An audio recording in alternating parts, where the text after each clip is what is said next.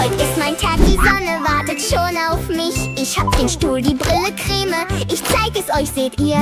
Ich dreh mich ein von Kopf bis Fuß, jetzt glänz ich wunderschön. Und nichts auf dieser Welt kann diesen Moment jetzt verdrehen. Doch da kam eine Wolke leise durch das Blau. Sie sah mich an, sie grinste, sie wusste es ganz genau. Der Schatten fiel, es wurde kühl, mein Licht weg, einfach weg.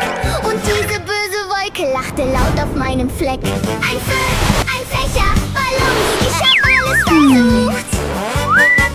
Der Fächer rief nur ihre Freunde. Das hat mich verflucht. Der Föhn hat ihr die Haare gemacht. Sie fand das wunderschön. Die Ballons warfen mich ins Busch. Ich konnte es nicht verstehen. Doch dann ich fand den größten Fächer auf der ganzen Welt. Ich schalt ihn an, die Erde bebte, alles auf den Spiel gestellt.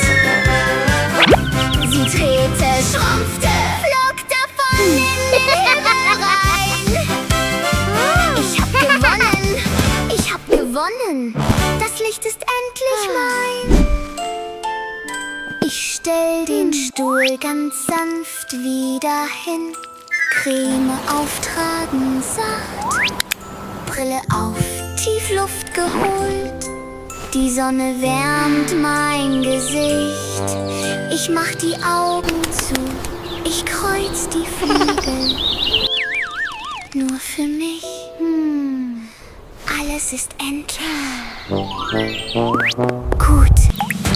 Ein Tropfen, zwei Tropfen, drei auf meinem Schnabel.